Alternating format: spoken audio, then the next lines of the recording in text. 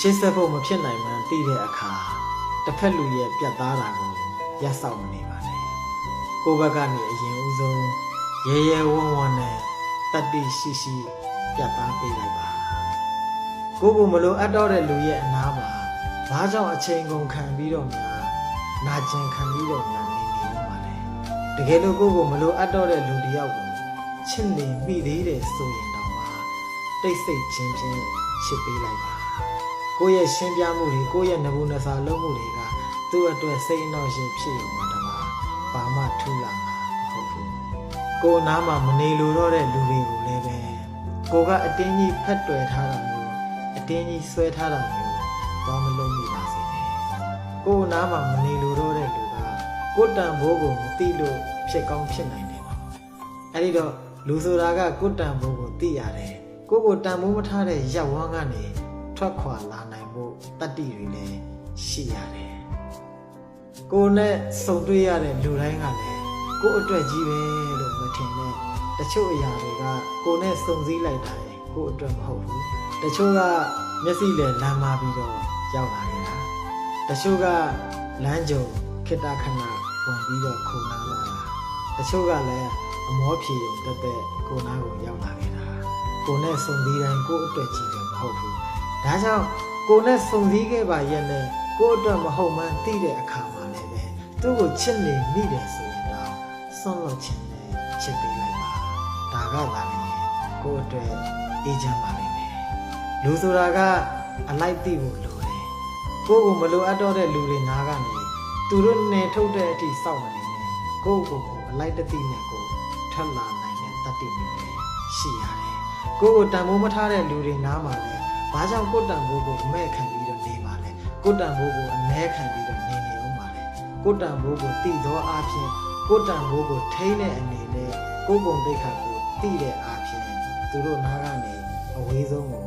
ထွက်ခွာလာနိုင်အောင်ကြိုးစားပါအဲ့လိုလူမျိုးတွေနဲ့လည်းဝေးဝေးရှောင်နိုင်အောင်ကြိုးစားပါ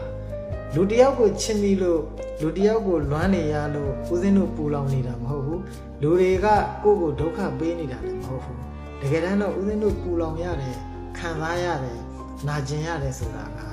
ဦးစင်းတို့ရဲ့မျောလင့်ချက်တွေဦးစင်းတို့ရဲ့အတွေးတွေမစွန့်လွတ်နိုင်တဲ့ဆွဲလန်းမှုတွေကပဲ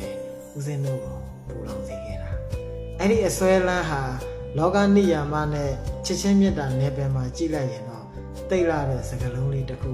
ဆွဲလန်းတယ်အယမ်းချစ်တယ်အယမ်းတန်ဖိုးထားတယ်ပေါ့လေမြတ်စွာဘုရားရဲ့တရားတော်နဲ့ကြည့်လိုက်ရင်တော့ဆွဲလန်းမှုဆိုတာကဥပါဒံပဲအဲ့ဒီဥပါဒံဆိုတဲ့အဆွဲလန်းကြီးရင်ကြီးသလောက်ဦးစင်းတို့ပူလောင်ရတယ်တောကတွေများရတယ်လိုချင်တာကိုမရတဲ့အခါဒေါသဖြစ်တယ်လိုချင်တဲ့အတိုင်းလိုချင်သလောက်မရရရင်လည်းလောဘတွေကတက်နေတော့မယ်လေအဲ့ဒီတော့အဲ့ဒီဆွဲလန်းစိတ်ကိုမလျှော့နိုင်ရင်အဲ့ဒီဆွဲလန်းစိတ်ကဒုက္ခပေးလိမ့်မယ်ဒီဘဝမှာလည်းပူလောင်စေတယ်တည်ဆုံးတဲ့အခါမှာဒီဆွဲလန်းစိတ်တွေနဲ့ပဲတည်ဆုံးသွားရမယ်ဘဝကူးသွားရမယ်ဆိုရင်လည်းဒီဆွဲလန်းတဲ့စိတ်ဥပါဒံစိတ်ကြောင့်အပယ်အထိကိုကြာသွားနိုင်တယ်ဒါကြောင့်ဦးဇင်းတို့စဉ်းစားရမှာကဘယ်သူကမှကိုယ့်ကိုပူလောင်စေနေတာမဟုတ်ဘူး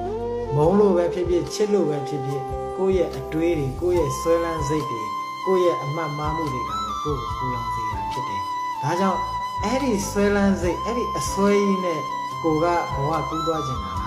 လူတယောက်ကိုဆွဲလန်းမိလို့ဆွဲလန်းတဲ့စိတ်နဲ့တစုံတစ်ခုကိုဆွဲလန်းမိလို့ဆွဲလန်းတဲ့စိတ်နဲ့ဘဝပြောင်းသွားခဲ့ရင်တေချာပေါက်အပင်မြဲကိုကြာသွားနိုင်တယ်နော်ဒါကြောင့်တစုံတစ်ယောက်ကိုဆွဲလန်းတဲ့စိတ်နဲ့ကိုယ်စိတ်ကပဲကိုယ့်ကိုအပယ်ကိုဆွဲချသွားတာကိုလိုချင်တာလားအေးချမ်းမှုကိုလိုချင်တာလားတစုံတစ်ခုကိုဆွဲလန်းစိတ်ကြောင့်ကိုယ့်ကိုအပယ်ကိုဆွဲချသွားစေချင်တာလားဒါမှမဟုတ်အေးချမ်းမှုကိုလိုချင်တာလားဆိုတာကိုစဉ်းစားပါဒါကြောင့်ဆွဲလန်းမှုဥပါဒံကိုလျှော့နိုင်တယ်များလျှော့ပါနည်းနိုင်တယ်များနည်းအောင်လဲတရားအသည့်တွေတိုးပွားအောင်ကြိုးစားကြပါလို့တိုက်တွန်းလိုက်ပါတယ်